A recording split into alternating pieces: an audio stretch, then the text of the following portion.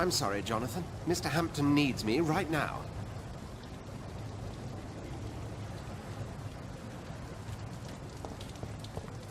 Come on, you bastard! You can do better than that! It's my turn!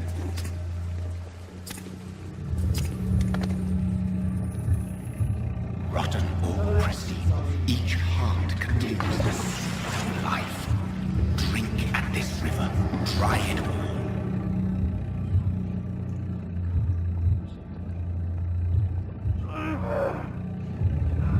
Bastard, get you. Oh, come on, you bastard! I won't bite. Sir, please. You've lost too much blood. Calm yourself. You think I didn't notice? Stop your staring and get me to an hospital, you arse! Insulting a good Samaritan. Not exactly the way to get rescued. Alright, sorry. I am in pain here. My guts are spilling out onto the street and you're yabbering on. Yes. That's a very nasty wound you've got there. Take my word, I am a doctor. Dr. Jonathan Reed. Name's Clay Cox. I'd appreciate you helping me to a better place, Doc. Follow me, Mr. Cox. Let me assist you to that better place.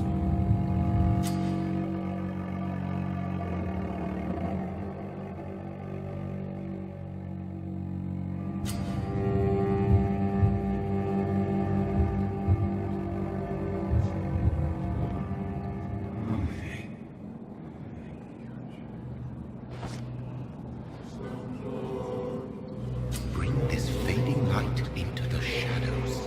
Dance with him the dance of life and death.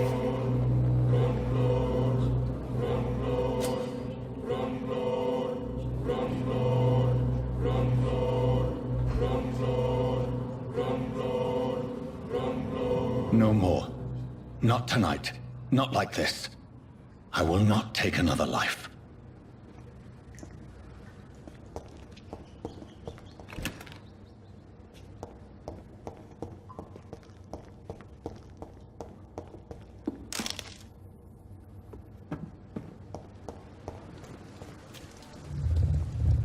It is wise for the huntsman to sometimes let his prey go, but no famished hunter can run for long.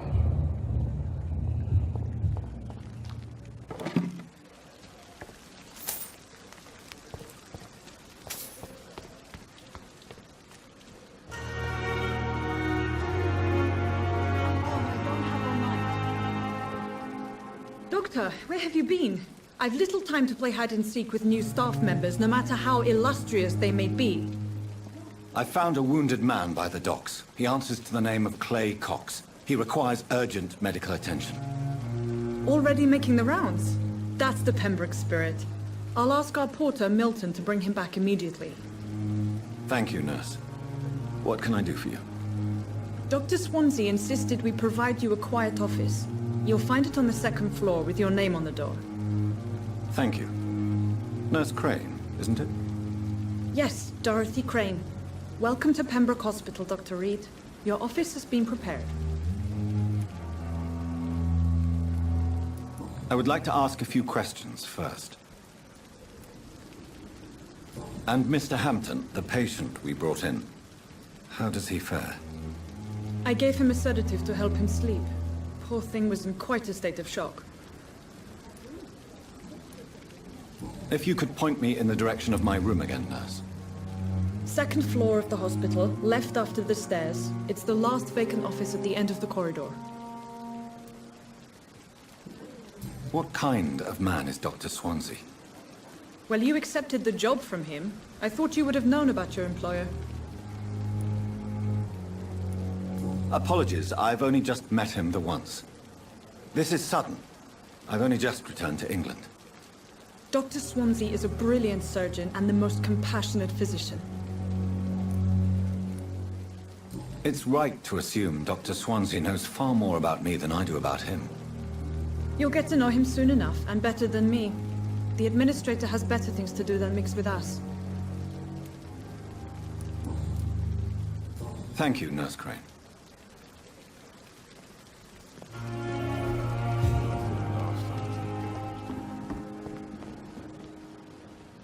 Good evening, sir. So it is true. The famous Dr. Reed has joined us. I can't think of any better news during these terrible times. Do we know each other? Actually, yes. We met once before, at the Rockefeller University in New York. Dr. Tippett, yes, I remember. I was assisting Professor Carell in his research about coronary bypasses. He had nothing but praise for you. He was also very confident about your future. And look at you now. Eminent surgeon and blood transfusion specialist. What is the Pembroke Hospital situation? And please, speak freely. This hospital is not exactly the best of London. I'm sure you are used to working in a better environment. It's more than enough. In any case, the personnel of a hospital are much more important to me than the building. Don't be misled by appearances, Dr. Reed. This hospital does not lack talented people. It just lacks hope. What can you tell me about the staff in the hospital? Some are really good, and others are not so good. But during this troubled period, there is no time for slander. I prefer to focus on the positive character traits. Tell me more about cherished people, then. Nurse Brannigan is a pearl. She is the most helpful and dedicated nurse I've ever worked with. A clever and cheerful woman. You really seem to admire her skills. I'll go even further. If she was a man, she would be a damn fine practitioner. Any opinion about the management? I don't always agree with Dr. Swansea's reserve, but I must admit he does all he can to keep this facility running during this crisis. Ah, yes, the burden of command. I was fed up with this concept while serving as a medical officer. Don't get me wrong. Swansea's a good administrator. I just wish he would get out of his office now and again.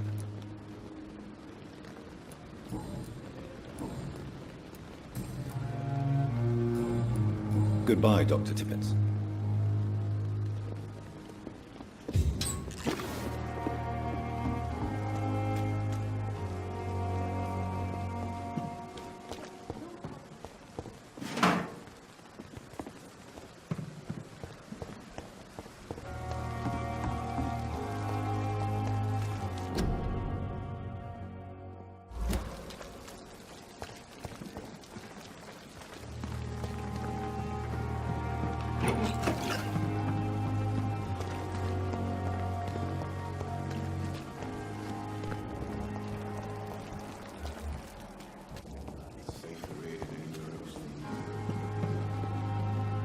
Good evening, nurse.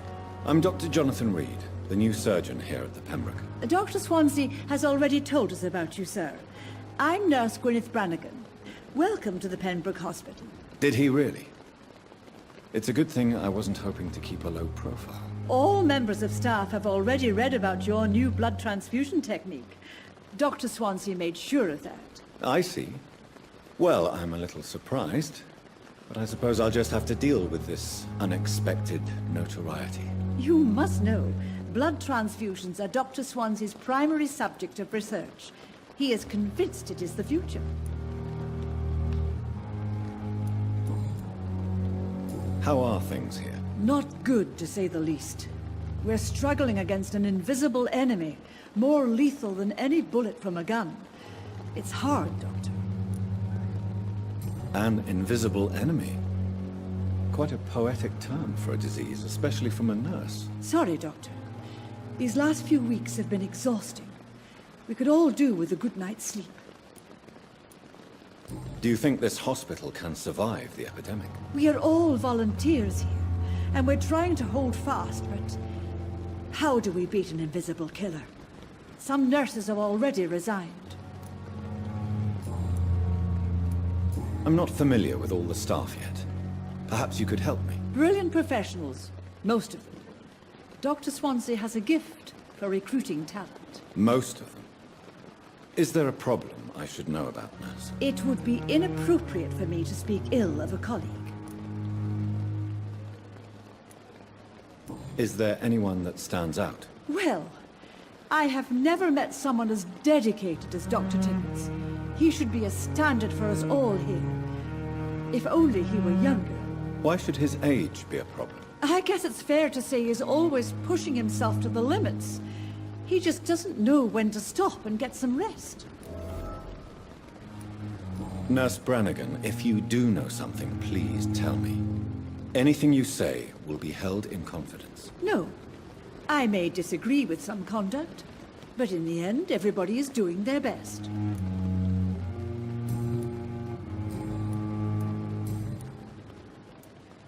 Why does Dr. Tippett claim you're the main reason he keeps working, despite his fatigue? If it wasn't for him, I probably would have left the Pembroke years ago.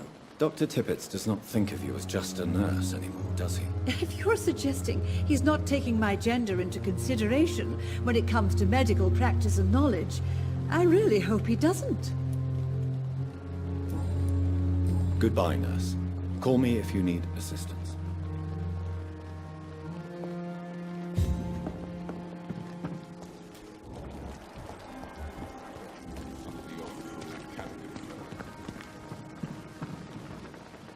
Good evening, Dr. Tippett.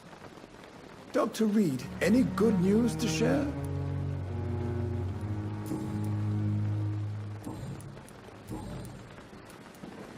You're exhausting yourself, Corcoran. Maybe you should think about preserving your strength. No. We must keep on healing all those poor souls. We are the last rampart before chaos. Once more, unto the breach. Nurse Brannigan is worried about you, Doctor. She should not have told you that. I will have a word with her. You don't have to blame her for her honesty. I'm not that kind of man, my dear Jonathan. Actually, Nurse Brannigan's opinion is the only one I may listen to. Goodbye, Dr. Tippett.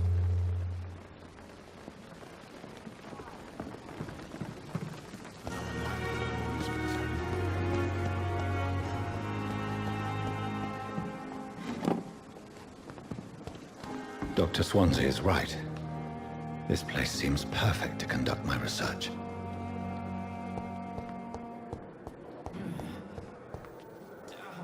Good evening, miss.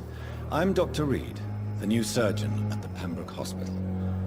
And who are you? Your name has no meaning to me, mortal. You're nothing but dust blown by the winds of eternity. I beg your pardon? What are you begging for, mortal? My clemency? Well, tonight maybe I'm inclined to mercy. You'll never forget the night you met Thelma Howcroft. You keep calling me mortal. Why is that? And if I'm mortal, what are you?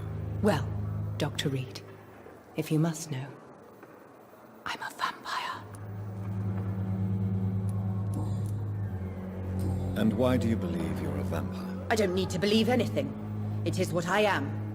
It is what I feel within this hollow shell of flesh. Please, describe to me how you feel. What is it like to be a vampire? I can hear my body crumble from the inside as my flesh cracks and fades. I sense the last pulse of pustulant blood within my drying veins. I need new blood. I see. Have you ever heard of Cotard's syndrome, Miss Howcroft? Never. It's a mental illness discovered by a French neurologist named Jules Cotard. The affected patients are delusional. They believe that they are putrefying, that they are dead, a ghost or a ghoul, or in your case, a vampire. Delusional, you say? Oh, sad and petty mortal. You can't even begin to understand the concept of immortality. And you think it is I who am delusional. I'm assuming you must be a patient here. Am I right, Miss Howcroft? It's only a cover. To hide from my enemies. I can leave whenever I want. As a woman, a spirit, fog, or bat. Who are these enemies you mentioned? Can you describe them? I cannot say for sure. But I sense their eyes on me from nearby. I feel them watching me every time I visit the garden near the morgue. The staff here are not your enemy. They're here to help you, to care for you. I'm not speaking of the doctors in white. I'm speaking of the men and women who hunt me. For I am a vampire. I see. Don't worry. These people will not find you here. I'll personally make sure they leave you alone. Thank you, mortal. But do not interfere with them, for you are no match for those that hunt me.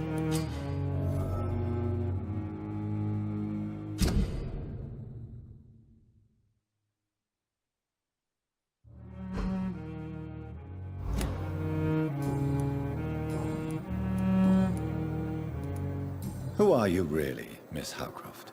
I mean, apart from being a vampire. Is that not enough for you, puny mortal? What do you require? Proof of my powers? I'm curious to know who you were before becoming a vampire. No, it was such a long time ago, I don't remember. Centuries of unholy life can have strange effects on one's minds, you see? I'll leave you, Mistress of the Dark, to your nocturnal activities.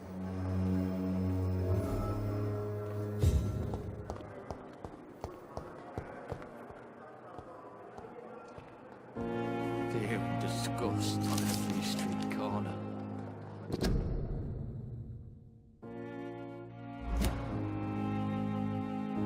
A daily routine. Good evening, sir. Can I help you? Unless you're here to fix my face. No.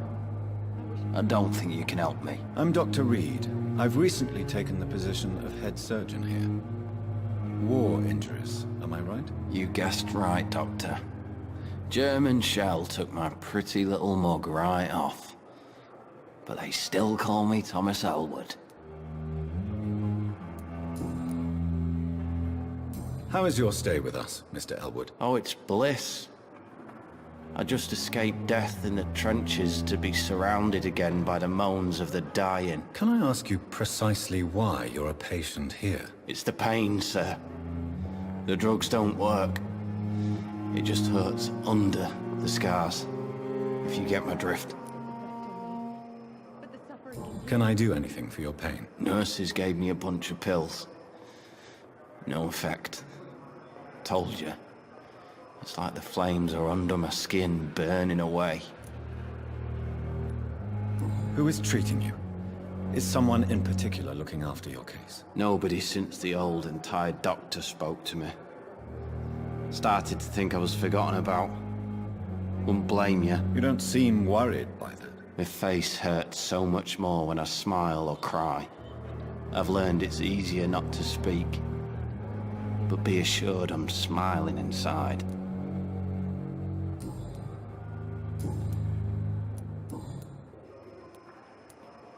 Where were you stationed, sir? Did you serve for long? I really don't want to talk about all this shit. No offense. I was pushing too much. I served in France myself. I just wanted to know what happened to you. You were an officer, weren't you? Then I doubt we fought the same war, sir. No offense. How close are you to Miss Hawcroft? Are you aware that she thinks she is a vampire? To wait for her next nibble is the best reason to stay here. Every time she approaches my bed, she treats me like something tasty. A normal person. Aren't you afraid? She may hurt you if the game goes too far. She's quite harmless, I can assure you. Her head's broken inside is all. While I'm busted on the outside. But she's still beautiful. Living proof that there's hope for me. So do you let her bite you? You know that's not sanitary. And why not? She's only supping a few drops of me blood. And the pain, it's real for once. She could decide to bite less willing patients. Then it's another good reason for me to stay here, Doctor. You do realize she's mentally disturbed. It's called the Cotard syndrome. She truly believes she's a vampire. In her madness, she never refers to my scars. And frankly, if I could, I'd join her world. It seems much more fun than the real one.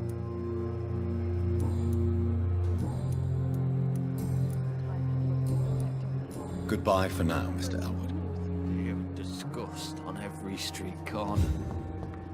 The daily routine. Good evening, Mr. Hampton. How do you feel? Dr. Reed, is it? Oh, sir, I must apologize for my behavior. What do you mean? I was not myself in the factory. Fear and exhaustion made me say awful things to you, I'm afraid. You remained perfectly nice and polite. A little delirious, perhaps. But who wouldn't be after enduring an abduction? Thank you, Doctor. That's a relief. Now all I need to do is rest and return to my flock.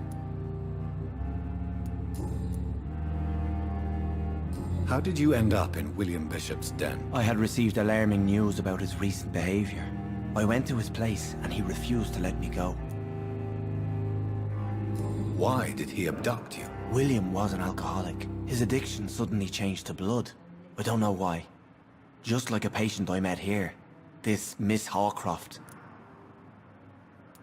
You dared to enter this awful place alone. You're a hero, Mr. Hampton. Or a fool. I'm just a man trying to help his friends, Dr. Reed. William Bishop was a conflicted soul, searching for light. What is the general situation in the East End docks? The situation has always been tough, with a lot of tensions between the gangs and the Dockers Trade Union. The Wet Boot Boys are very nervous since they lost their leader. Who leads the gang now? Since Clay Cox went missing, it's his wife Edwina who runs the show, with the assistance of her minion, Booth Digby. Has the gang been threatening you? Ah, no. I've had this nickname for so long, you know, the sad saint of the East End. No one dares to bug a saint, not even criminals. Do you know Tom Watts, the bartender from the Turtle? I met him before I found you in the canning factory. Tom? Yes, of course. Always the helping hand, good old Tom. Without men like him, corruption and despair would have wiped out the East End long ago. People are still in despair. How could it be otherwise? The authorities have left us all to rot in this contagious nightmare. No drugs, no advice, nothing. It's a damn shame. Who should I avoid in this part of town, then? Any particularly evil figures? Not really. Most men and women are just doing their best. And it's not my habit to speak ill of people I know, Doctor.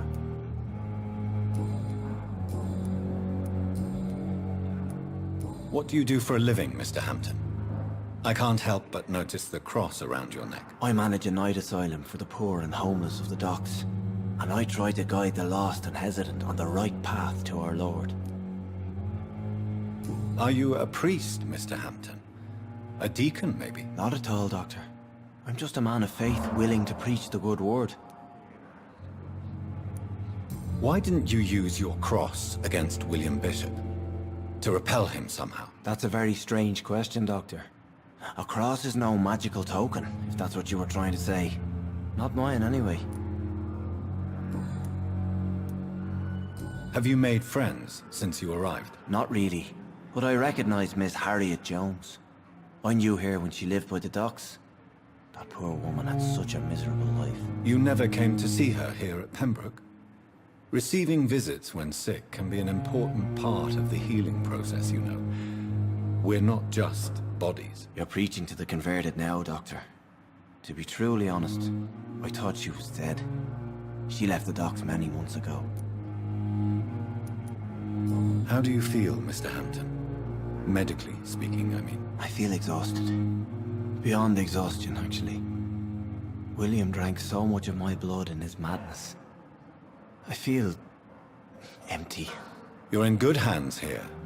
Dr. Swansea is well versed in blood transfusion, and I'm sure he'll take the best care of you. Thank you, sir. I believe all I need is rest. And then I could go back to the people who need me.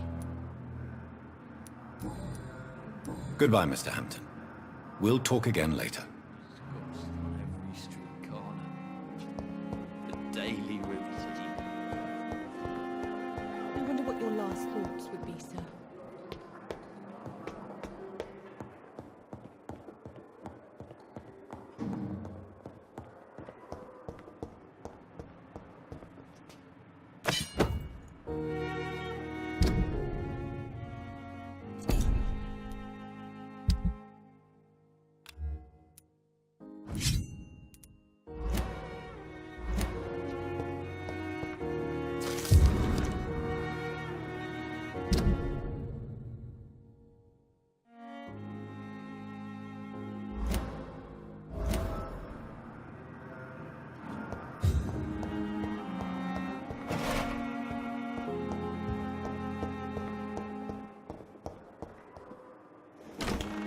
This must be the place.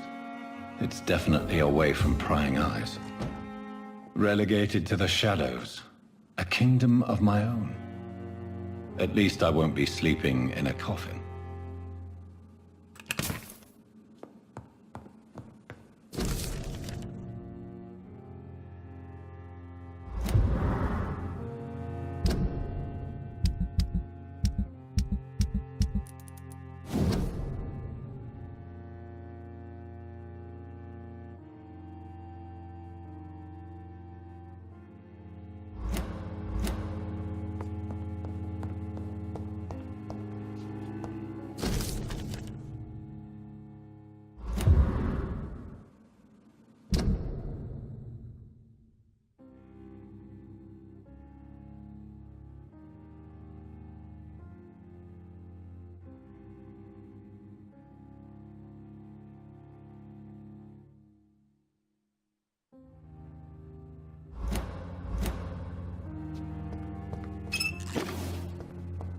The flower's dying. It needs water.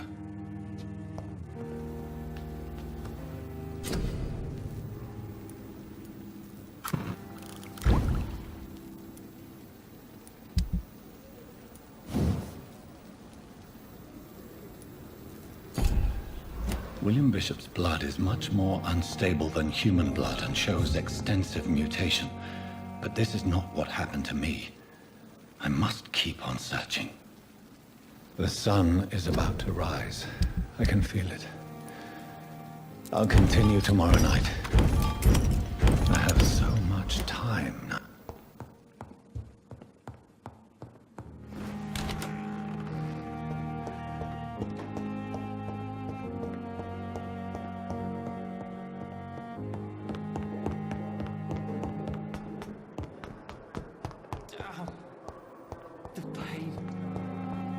Here again. Good evening, Mr. Elwood. Evening, Dr. Reed.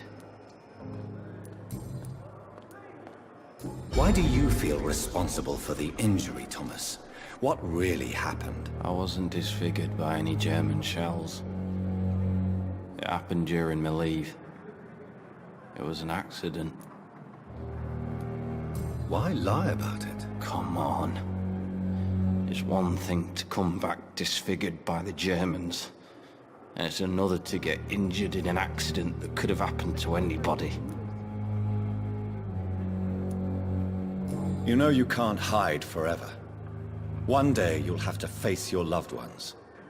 Until that day, you have no chance of real recovery. My friends all died in the trenches. It's shameful enough to be alive for these stupid scars. I don't want my children to see me like this. Tell me what really happened then. I went with a whore in Rouen. Dead drunk I was. The hotel was a shithole. There was a fire that night. Did you start the fire? Were you trying to avoid going back to the front? That's not uncommon, you know. No. It's just that I was asleep when the flames reached the room. The girl was long gone. Bitch never woke me up. Left me to burn.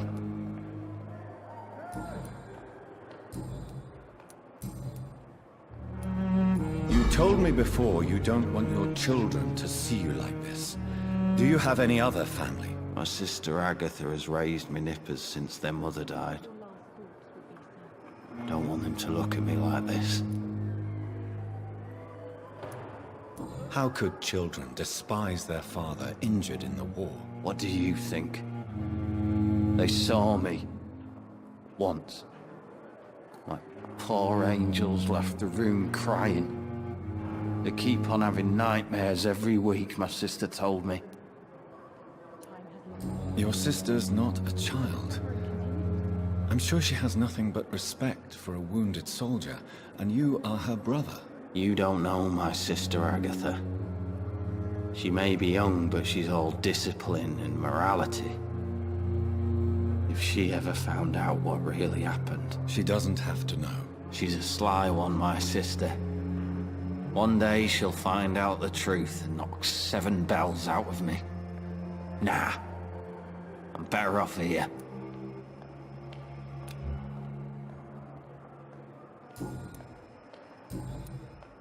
Goodbye for now, Mr. Elwood.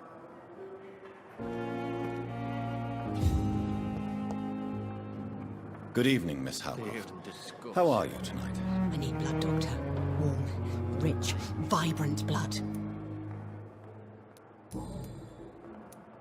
Tell me, Thelma, why do you feel so attached to Mr. Elwood? Why him?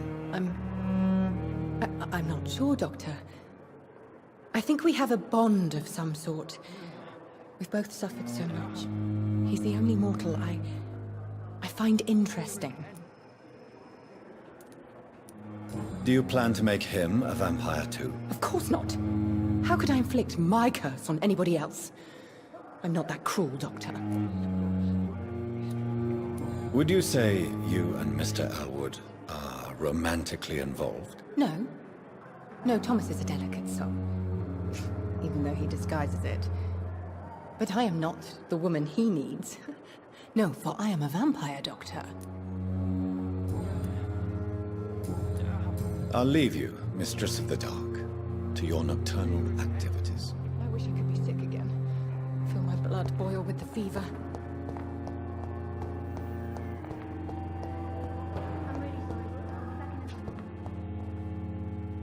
Good evening, nurse. Good evening, Doctor. I don't think we've been introduced yet. My name is Pippa Hawkins. And I'm Dr. Jonathan Reed. Dr. Swansea has recently offered me a position in this hospital. Well, it's a euphemism that your help will be appreciated, Doctor. How would you describe the situation at the Pembroke Hospital? It's serious. The flu is wreaking havoc amongst the staff and patients. We are running out of everything. You must get a hold of yourself, nurse. Sorry, I'm exhausted. No one has any idea when this epidemic will be over. Nurse Hawkins, the Spanish flu won't last forever. Even the Black Plague didn't kill everyone. I wish I could believe you. But what if this epidemic was worse? What if in the end, nobody was spared? How long have you been a nurse? Well, long enough to see that the epidemic is winning. And no matter how qualified you are, don't tell me you'll change that. You'd be surprised what dedication can achieve, Nurse Hawkins. In medicine, sometimes we're just a test result away from a miracle. Sorry, Doctor. I don't want to sound bitter, but I'm just too tired to give a pep talk like Nurse Brannigan. How is the Pembroke staff coping with the epidemic? Well, not well. Milton, the ambulance driver, is even more grumpy than usual, especially concerning doctors. Why is Milton grumpy on a daily basis? Is it just an act? Milton's not the kind of man who's bothered about a bad reputation, whether he deserved it or not. Why does Milton dislike doctors? I don't know. Just ask him. But be warned, Milton is not the chatty type.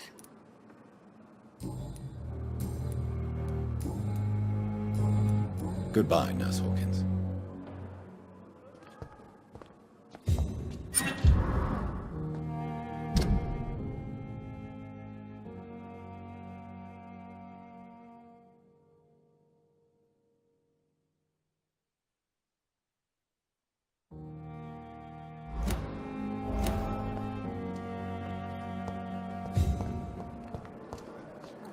Good evening, Nurse Hawkins. Good evening, Dr. Reed. Pepper, are you sure you want to leave this hospital? To become a nurse was a little girl's dream.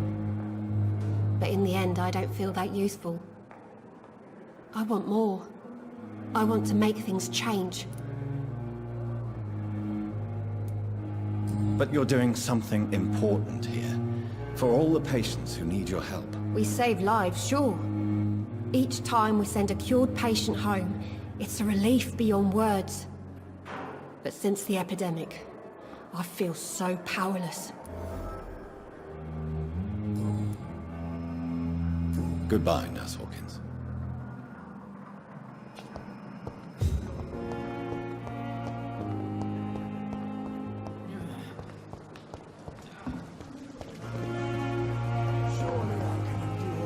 Last summer's epidemic was different.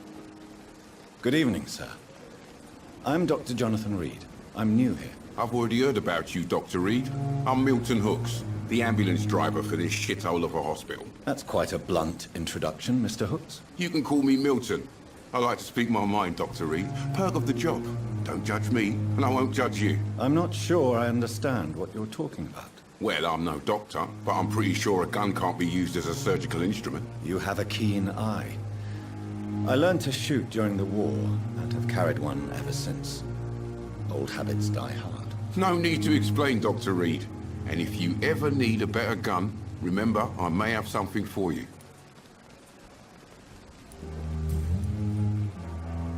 How is the situation around here? You want to hear the situation is all right? It's fucking awful.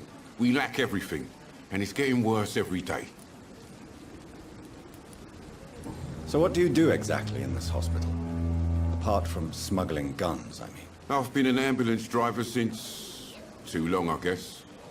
I bring sick people here night and day. It's a dirty job, but I get it done. Most of the time. Since you're on the front line, how is the sanitary situation in this vicinity? It's a complete disaster. It's even getting dangerous to enter some streets or buildings. Even the locals attack you. It sounds like things have been a bit rough recently. What's happened? Yesterday I got attacked by the patient I was bringing here. I escaped through the hospital's garden, but I lost my wallet when I was running. You left an infected patient outside the hospital? That's incredibly dangerous. Go there yourself if you want, but be careful, Doctor. I'd rather not bring your dead body back.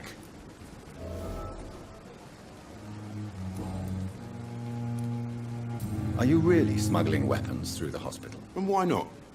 I've already been attacked by patients, you know. And by gang members willing to steal my money. But you're not defending yourself. You're selling guns to civilians. You keep people alive your own way, Doctor. I offer them another way to protect their health.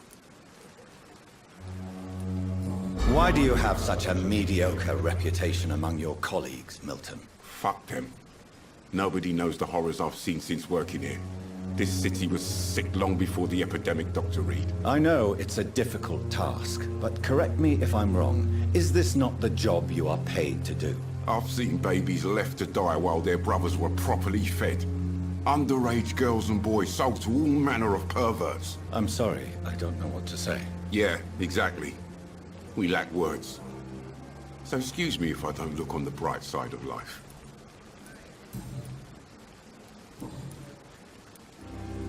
Do you know that Nurse Hawkins is thinking of leaving the hospital? That's not a surprise. We've talked about it already. Does it not bother you? Sometimes I think she may be right. We should run away while we can. Question is, where can we go? Where is it safe? Goodbye, Milton.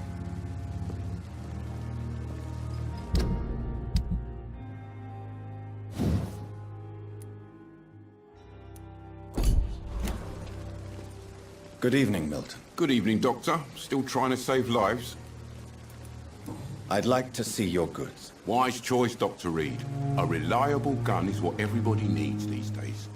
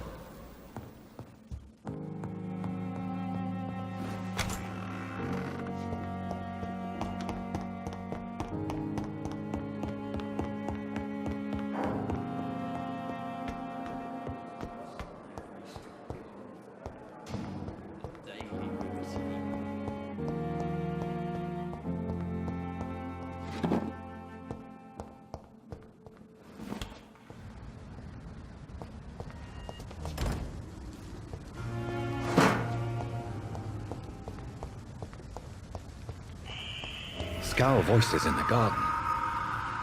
I should investigate. If they were to find somebody...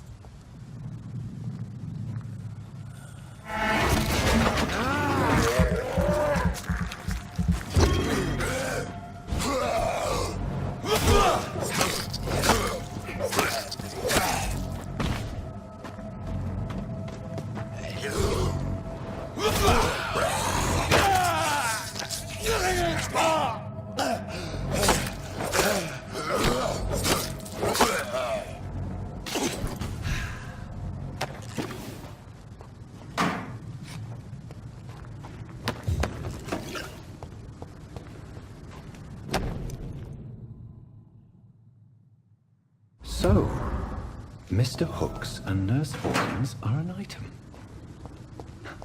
Those two have hidden their affections well.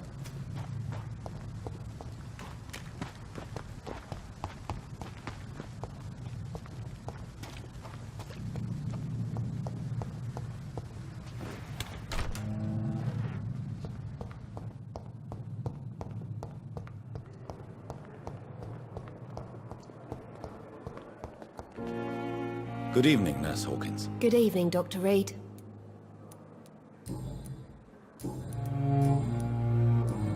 Goodbye, Nurse Hawkins.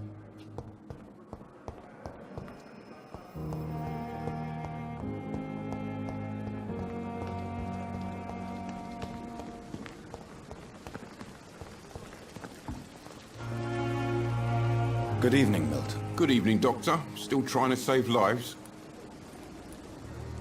I have some good news, Milton. What?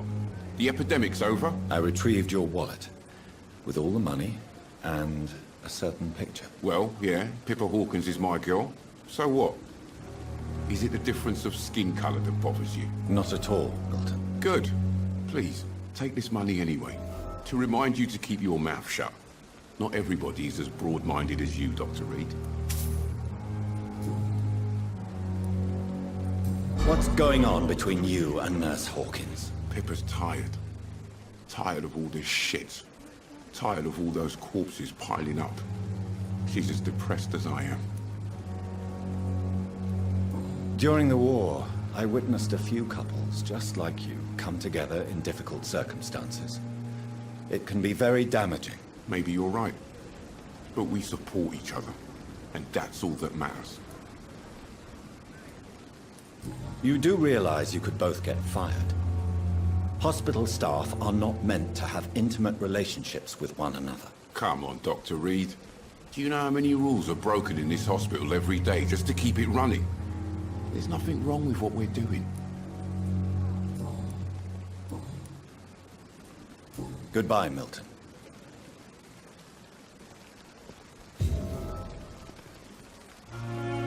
Another night with the glorious battalion of... Pembroke.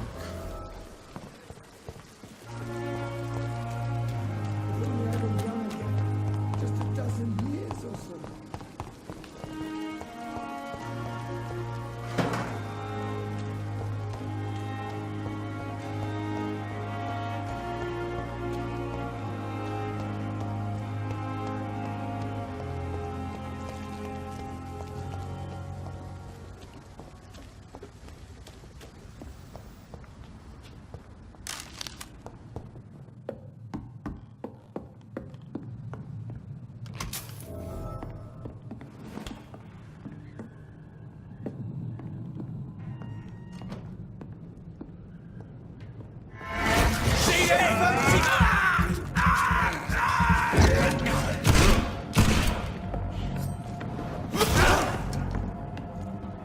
Shit, that leech is fucking...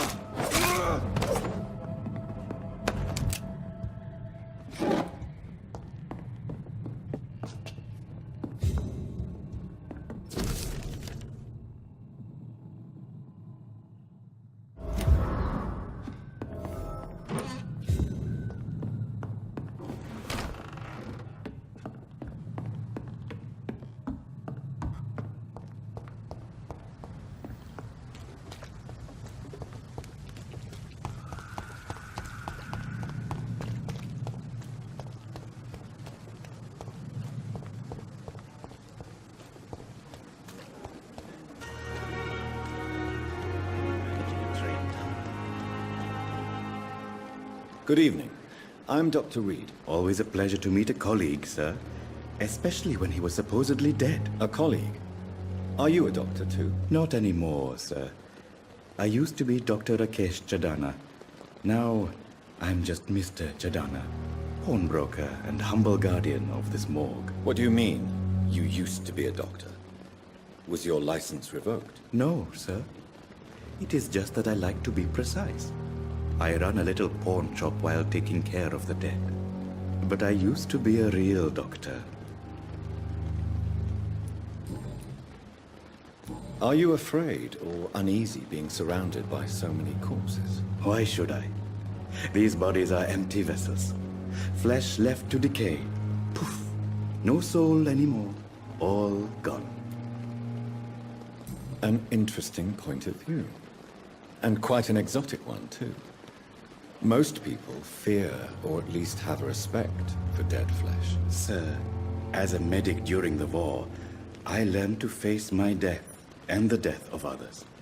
It's the pain we have to tame, not death itself. How did you get this job? After I left the army, I worked as an undertaker down by the docks. A dangerous place with many an unpleasant business there. Milton Hooks helped me get a job here. Have we met before? I don't think so, sir. Why? When we first talked, you said you were glad to meet me since I was reported dead. Funny story, sir. Your sister came here a few nights ago. You were missing, and she was looking for your body. She must be very relieved now. Do you work here alone? Yes, very easy work, sir. All I have to do is watch a few bodies. The situation was very different when the main morgue was still open. Why do you have to watch these bodies? Because these poor fellows have no names. We keep them in case someone comes looking for the missing. Sadly, very rarely happens. Why close the hospital's main morgue? It was for sanitary reasons after the beginning of the epidemic. Cadavers had to be moved to the nearest mass grave.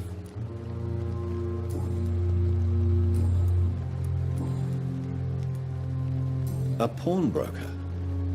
I expect you get all types of people here. Yes, sir. All kind of people. For I sell all kind of goods. Who comes here to trade with you? It's very unhygienic, even unsafe. Diseases can spread. For the customers, for the hospital. I'm very cautious, sir. I've been a doctor, remember? And all my clients are good people. In fact, I think I only know good people. What kind of goods? With the quarantine, it's not always easy to buy things.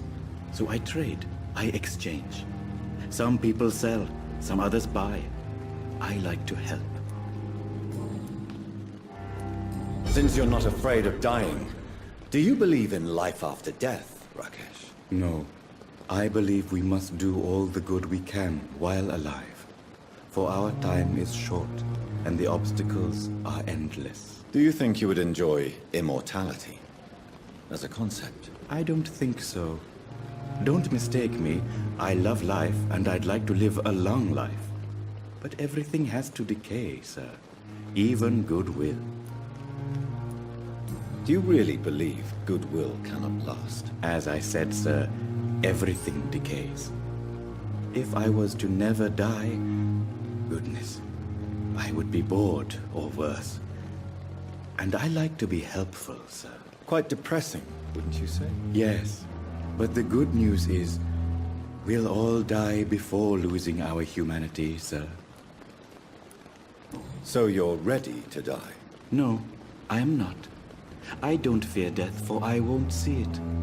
What troubles me is the pain my death will inflict to those I know. You're a wise man, Mr. Chidana. No, Dr. Reed. I am a foolish man. But I like to think otherwise.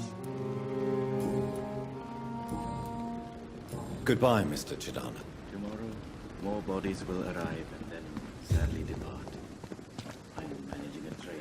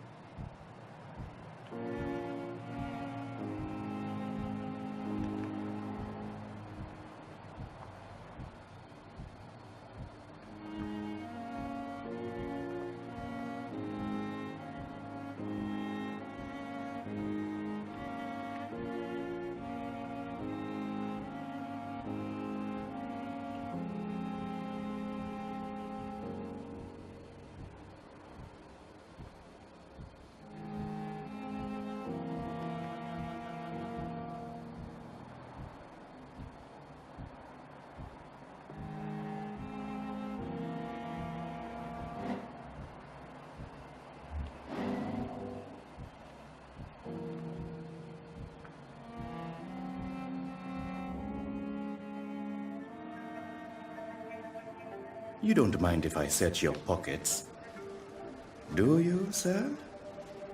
You won't need any of these anyway. I'm not stealing from you, mister. I'm only redistributing your belongings to people who need them more than you. You see, no one has claimed your body, sir, so it would be such a shame to bury you with your valuables. I will not forget you, sir. And I thank you for your generous donation.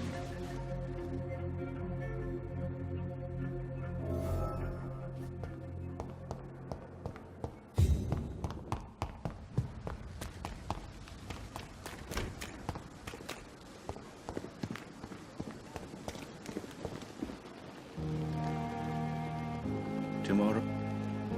Good evening, Dr. Reed. Such a pleasure to see you again.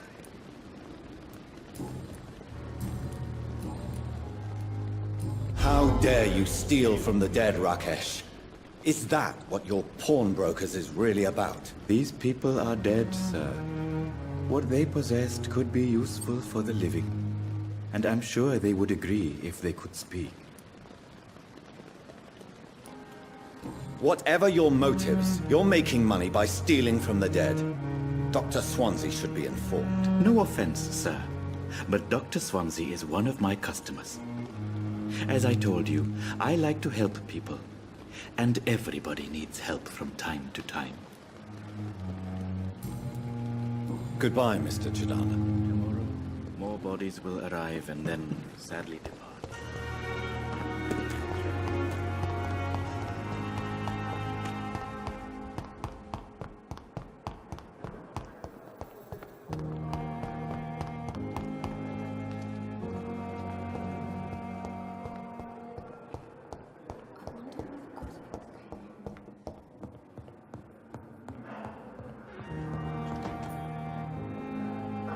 Good evening, sir. I'm Dr. Reed. May I help you? I don't know if a third opinion is needed. Your colleagues are already arguing about my condition. I see. Would you mind telling me more about your situation? I'm Harvey Fiddick. All I want is to get me bloody arm fixed properly. Tell me about yourself, Mr. Fiddick. I'm just a regular guy waiting to get his arm fixed, so I can return to work and to my family. I was more curious about what you were doing before being hospitalized. I'm a carpenter, and a good one too. But that means I need both arms to feed my family, Dr. Reed. Tell me about the doctors who are arguing about your case. Strickland and Aykroyd. They both want the best for me, but there's a lot of pride there. Doctors are no different from carpenters, it seems. What do you mean? I often had professional arguments with rivals on a building site. Difference is I disagreed about wooden nails, not flesh and bones. Are you satisfied with your treatment here? Well, it's clear that I've chosen a bad time to be injured. Forgive my bluntness, but you seem overwhelmed by cases of the flu. I won't lie to you about it. I'm afraid we are. Are you sure you don't want to operate yourself, Dr. Reed? I have the feeling you're very capable, and your colleagues seem to think so too. In other circumstances, you would be right. But for now, I don't think I can take on the responsibility. My apologies. Goodbye for now, Mr. Fiddick. I'll see you later. I will not let you down, my boy.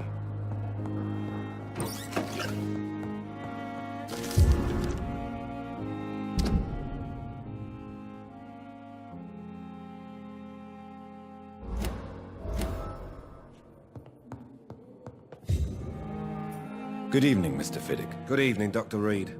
Any news about my operation? You seem worried about the safety of your family.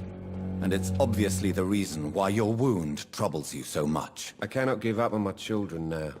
They both need me living. What about their mother, if I may ask? She died in 1915 during one of the first Zeppelin raids. We never found her body. Tell me more about the death of your wife, Harvey. 1915. I was in the army, building workshops for the Royal Flying Corps. Helen was happy I wasn't sent to the front. What happened? The Germans sent Zeppelins to bomb the construction site, but they missed their target. My wife was bringing my dinner when the bombs fell. I'm sorry for your loss. So many died during the bombings. I served in France and witnessed the carnage there. I would like to say that she didn't suffer. Truth is, I have no idea. I just know that I'm all that me kids have. Poor little bleeders. How are your children after losing their mother? They were smaller then. The only good thing about this is my Helen didn't bring them with her that night. Goodbye for now, Mr. Fiddick. I'll see you later. I will not let you down, my boy. Good evening, Doctor. I believe we're going to be working together. Dr. Reed. Dr. Swansea informed us of your arrival, but I could not dare to believe we'd have such good fortune. Such an honor, sir. Thank you. And you are?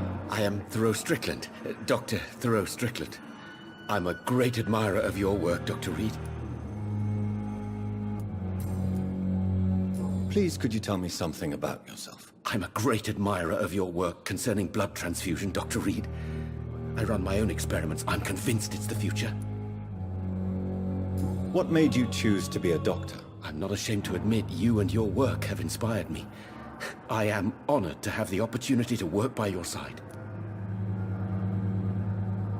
It's always a pleasure to share scientific and medical knowledge with someone eager to learn. I'll be glad to help you if I can.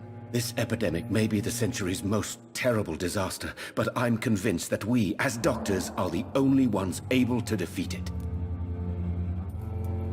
I based my technique on my mentor's research. He helped me perfect my method. What is yours? I'd rather not talk about it. For now, it's just theories and first approach.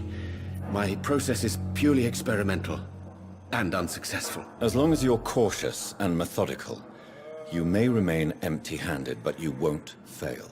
You're not the first one to warn me, but I am convinced knowledge is the main weapon against the ravages of this epidemic.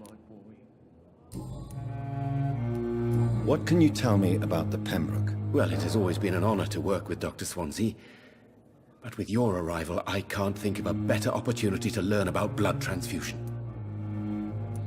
You seem quite optimistic. It's a rare and precious attitude in these difficult times. I'm convinced that this epidemic is a test of endurance and dedication for us men of science. Questions remain about our capacity to resolve the situation. True, true. Last summer, during the first wave of the epidemic, I used to joke with Milton about the extra work. We're not smiling now. Do you need help with anything in particular? Well, yes, maybe. I'm waiting for a batch of products I ordered for my personal research, yet my supplier seems to have vanished. Do you want me to play the errand boy for you? Oh no, Dr. Reed.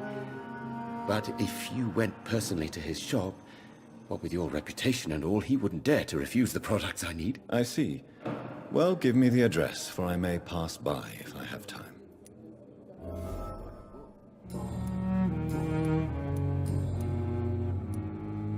Tell me more about your willingness to experiment with new medical techniques. Harvey Fiddick is a patient suffering from a severe injury that could cripple him if not treated correctly.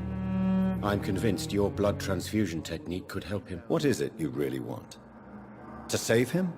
Or to prove your point? Fair question. I want nothing but to save my patient, Dr. Reed. Especially since I know Mr. Fiddick's story. This personal involvement could also appear to be a lack of impartiality. You must know that a good surgeon must remain neutral. I agree. But that does not excuse Dr. Ackroyd's behavior. A man who did not even take time to converse with his patient. Do you think keeping his distance was a mistake?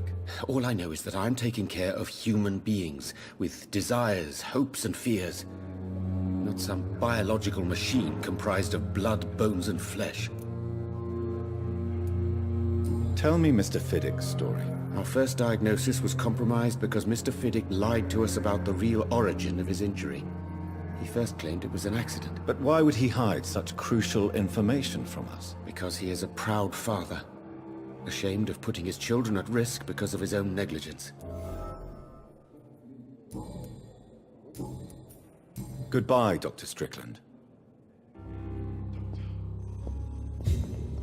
I will not let you down, my boy. Good evening, Mr. Fiddick. Good evening, Dr. Reed. Any news about my operation? Tell me about your injury, Harvey. Why do you feel so guilty about it? My wife died because of me. And now I may lose everything because I've been careless enough to hurt myself. What an arsehole. How could your job be responsible for your wife's death? I was working a double. She went out to bring me a hot meal and got caught in a German bomb raid. You can't hold yourself responsible for your injury, Mr. Fiddick. Unless you tried to hurt yourself. Of course I didn't hurt myself. But I can't work until my arm is fixed. My children need to eat, Doctor.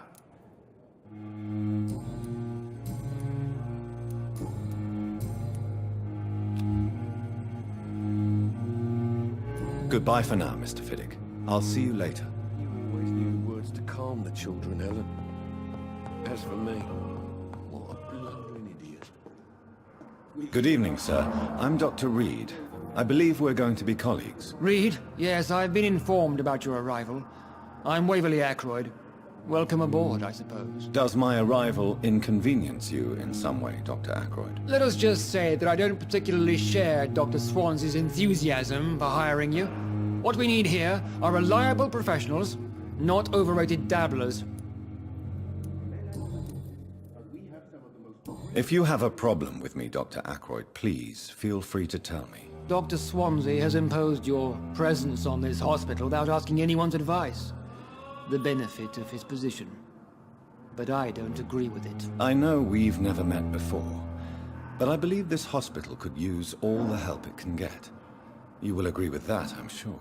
Oh, but I have heard about you, Dr. Reed.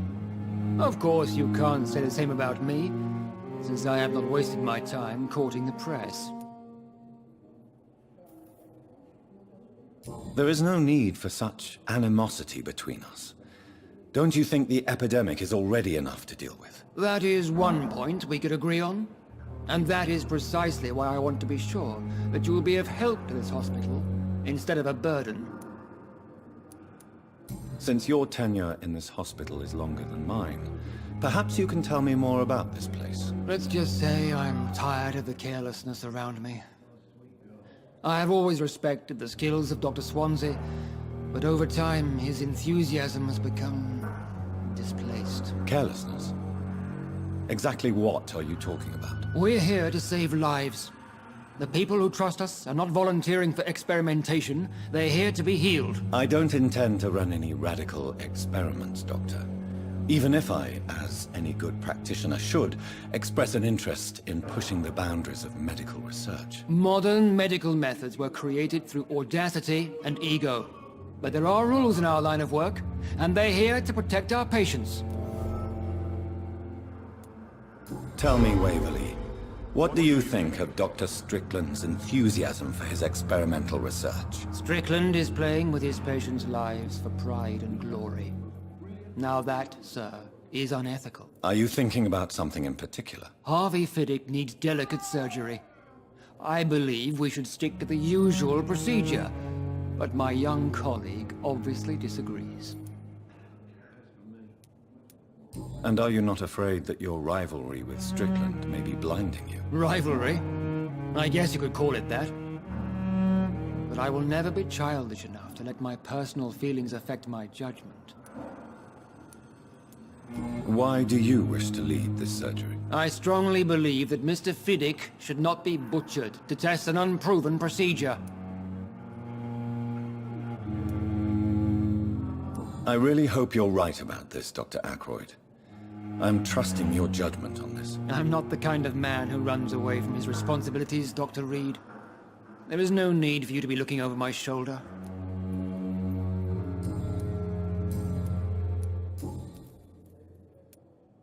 I don't know what you've heard about me, but I have already proved my value as a practitioner. I don't question your skills, Dr. Reed, but your motive. Is it money? Fame? Or are you truly dedicated? And what exactly is that supposed to mean? I served in the war just like you. But unlike you, I did not use the wounded to play the modern sorcerer. Be careful what you insinuate, Dr. Ackroyd. I only want you to admit you used those men to improve your theories. This is ridiculous. My blood transfusion technique saved many lives, and you know it. You see? That is exactly what I hate about people like you. You avoid this kind of accusation instead of facing reality. It seems you have bad memories of your military service. I refuse to see this industrial slaughter as scientific progress. War only reveals the worst in men. We can at least agree on something, Dr. Ackroyd. Thank you for your time. We'll talk later. Never could keep anything from her. Good evening, Dr. Strickland. And good evening to you, Dr. Reed. Can I be of any help?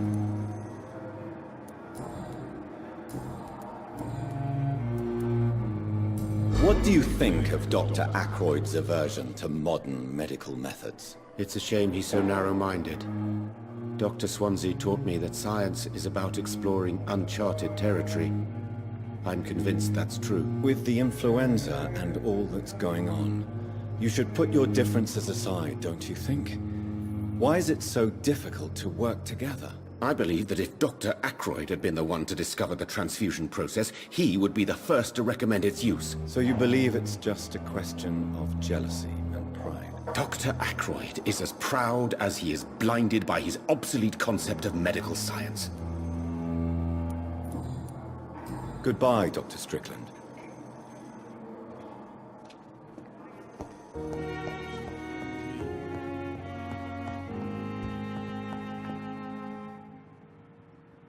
Good evening. I'm Dr. Reed. Can I help at all? No. Really? Why are you here, then? I don't want to talk. My throat hurts too much. I suppose that this pain is the reason you're here. Is someone taking care of you? Yes. And no. Could you at least tell me your name, sir? Mortimer. Mortimer Goswick. How painful is your throat, Mr. Goswick? So painful I'd rather not talk at all, Doctor. I'm sure you realize a doctor and his patient have to communicate, sir. Would it help if I gave you some paper and a pen? Not really. I see. Then maybe it's not just your throat that hurts, Mr. Goswick. Perhaps your sore throat is just the consequence of something more hurtful. Yes, maybe. But I don't want to talk or even write about it now. Tell me about yourself, Mr. Goswick. I don't want to talk, Doctor. I have to go now, sir. But don't hesitate to contact me if you need any help. Good evening, sir. Doctor.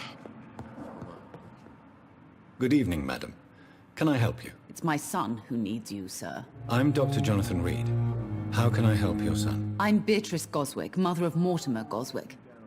Could you check on him, please, Dr. Reed? I've heard much of your talents as a physician. What can you tell me about yourself, Mrs. Goswick? Not much to say. Just take care of my Mortimer and I'll cover all the expenses. That's all that matters. Are you really that rich? Most of the patients here are of a more humble origin, if I may say so. Yes, thanks to my husband. May he rest in peace. I can cover any needed medical expenses.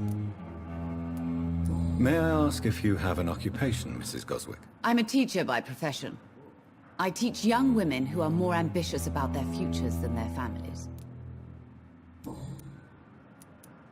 What do you think of your reception here? Any complaints? I have had the uttermost reservations about this hospital since we arrived.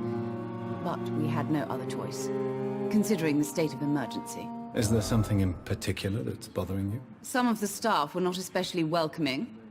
I suspect they're not accustomed to dealing with patients of such social standing. Tell me more about your arrival at the Pembroke Hospital. What gave you such a bad first impression? The ambulance driver was quite rude, for a start. And that nurse, Miss Hawkins, seems to have quite a dubious attitude. What do you mean? She managed to secure a bed for my son despite the epidemic. It was a relief, but it wasn't cheap. She charged you for a bed? Yes, and I paid without question, considering the urgency of the situation. I share your concern, Mrs. Goswick. Be sure that I'll talk to the people involved. I don't expect compensation, Dr. Reed. But I'm aware such behavior would not be tolerated in other hospitals.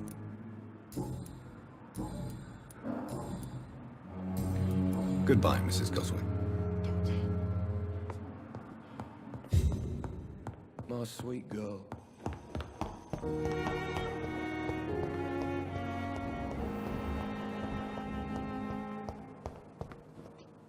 Good evening, Nurse Hawkins. Good evening, Dr. Reed. What steps are you prepared to take to feel more useful? I don't know yet. My sister believes that the real fight is in the streets nowadays. Maybe she's right. Maybe this is what I must do. And what about Milton Hooks? Does he share your point of view? For Milton, any change means more comfort and more peace. I disagree.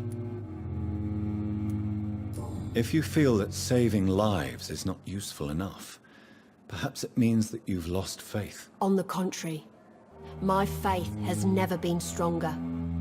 Maybe we are all just too proud to face up to the fact that science cannot compete with God. Milton cheats patients out of their money at this hospital, Pippa. Are you his accomplice? Yes, I am. Is this your definition of being useful? By abusing the sick and poor? No.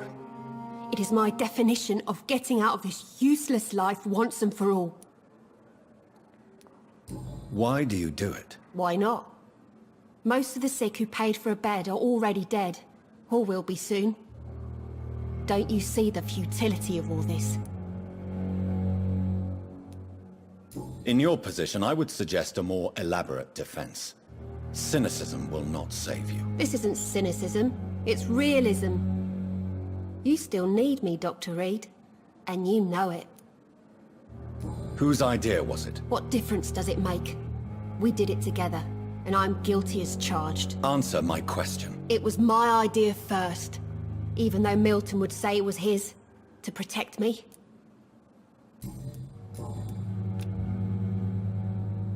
Goodbye, Nurse Hawkins.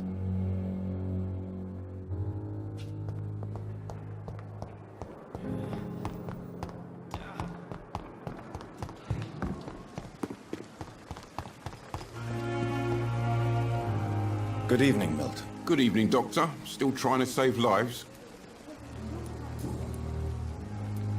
Tell me why you're extorting money from some of the patients here. If a patient wants a bed, he'll have to pay me a little fee. That's all. Where did you get the idea for such an immoral scam? Funny you should ask. The first time it was from a patient who bribed me to get a bed. It's only then I realized I could make a fortune. Admit it. Nurse Hawkins is more than your lover. She's also your partner in crime. Of course she is. How else could I tell which bed is free? I need to know that. Have you no shame? Don't you see this city is crumbling down? Today people are ready to pay to get a hospital bed. Tomorrow we may be fighting for food. Goodbye, Milton. Perhaps I should have considered the offer.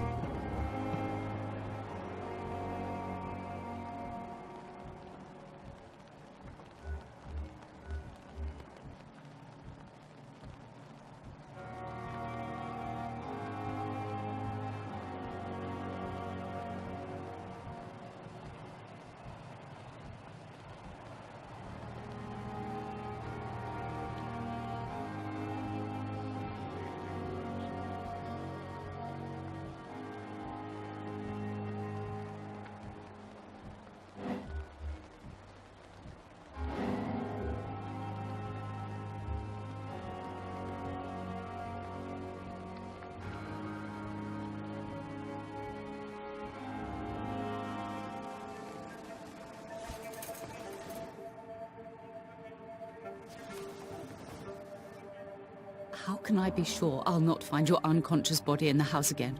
I promise you, you'll not find my unconscious body. For God's sake, how can you say such a thing? How can you refuse to listen? I tried to warn you for so long. No, I won't let my only son die. You promised me you'll stay alive. Your son lied to you, like the whole world lies to us.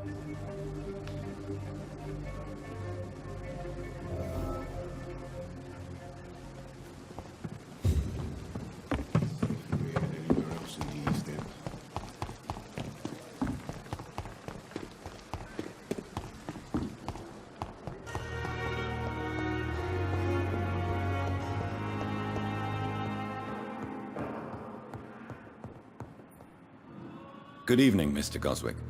How are you? I'm okay. Why did your mother have you hospitalized here?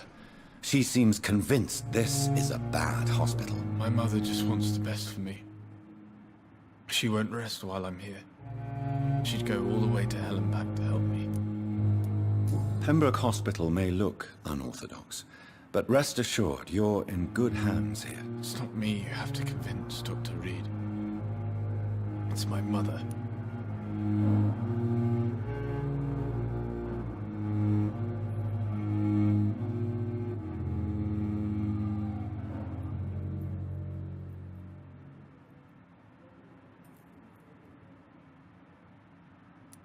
Is your mother bothering you?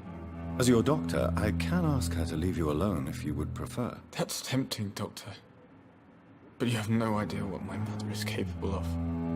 She would tie herself to my bed if you asked her to leave. How painful is your throat, Mr. Goswick? So painful I'd rather not talk at all, Doctor.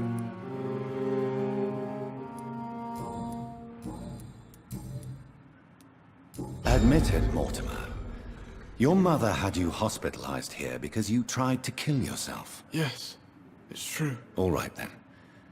This is the first time we've really shared information about your case. Shall we call this progress? Call it what you want, Dr. Reed. You can trust me. I won't report you to the authorities.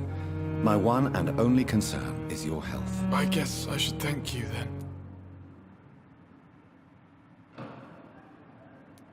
Can I help you in any way, Mr. Goswick? I wrote a letter for my mother. She was supposed to read it after my death. But I suppose she doesn't have to read it now. I see.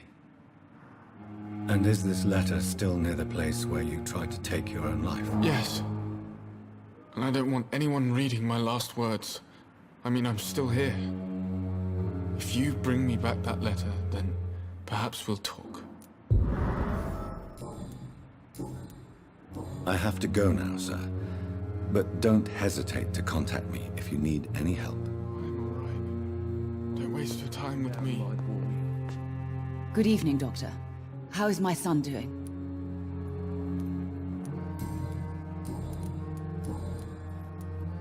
Your son wished to die, Beatrice. Why did you hide such crucial information? Are you not aware suicide is a crime? Mortimer could be thrown in jail. I can't let that happen. I won't. I understand you fear the legal consequences, Mrs. Goswick. But don't you realize your silence significantly affects your son's case? All my son needs is help and comprehension. Not judgment and punishment for what he may or may not have done. Goodbye, Mrs. Goswick.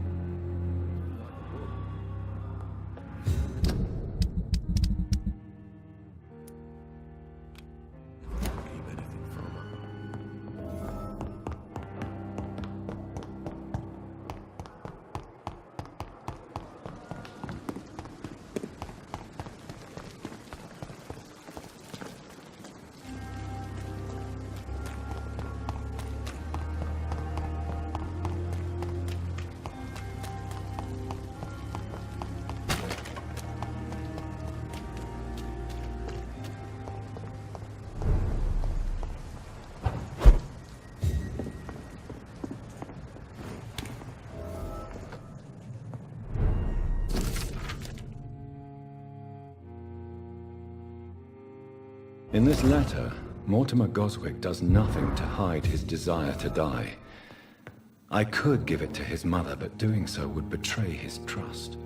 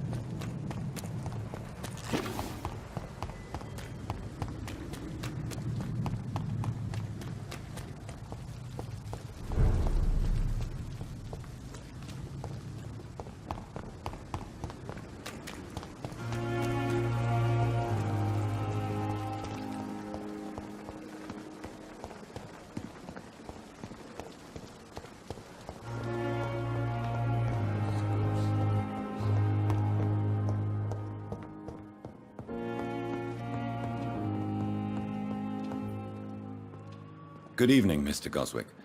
How are you? I'm okay. I have retrieved your letter, Mr. Goswick. I can assure you that nobody read it but me. Thank you. This is for you, then. For your help. And for your silence. I think you should talk to your mother. It would be good for both of you. Thank you, Dr. Reed. I'll think about it. Now please, let me be. I've read your letter, Mortimer.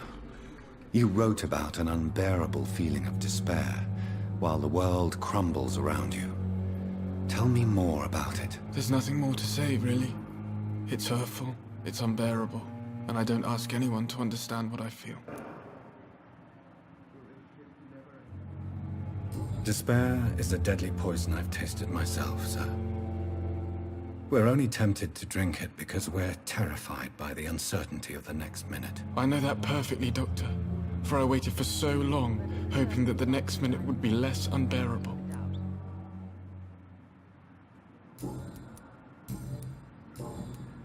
I have to go now, sir. But don't hesitate to contact me if you need any help. Doctor. Good evening, Doctor. How is my son doing?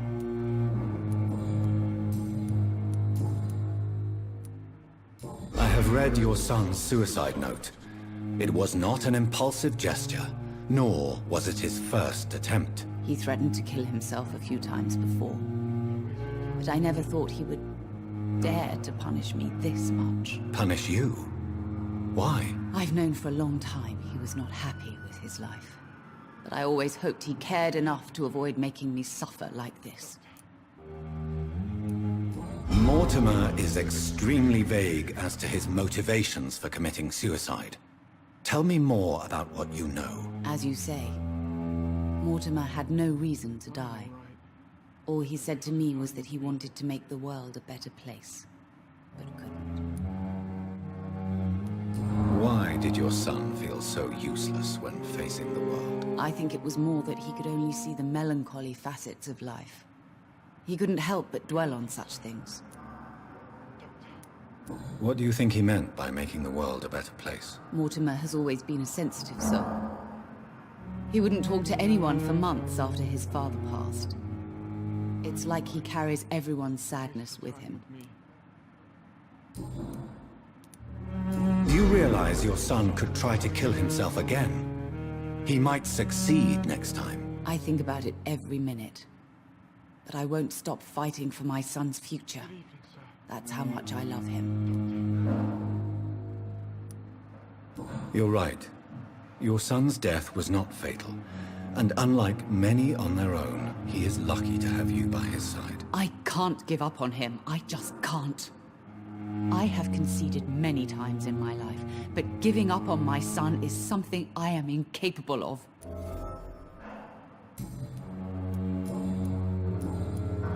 Goodbye, Mrs. Goswick. Waste your time with me. Good evening, Mr. Goswick. How are you? I'm okay. Your mother won't let you down, Mortimer. Don't you share her hope for a better future? No. I don't. Won't you even try? Do you want me to promise you I'll get better? Do you want me to tell her the same thing? I could, but it would not change anything.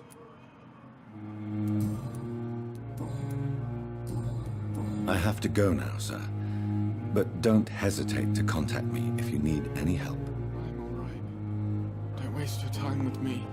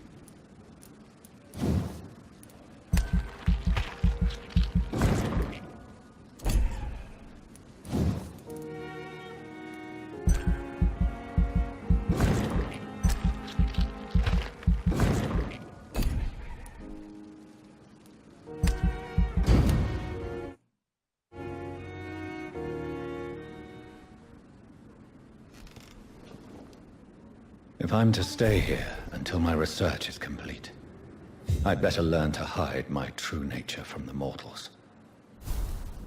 But what about my thirst for blood?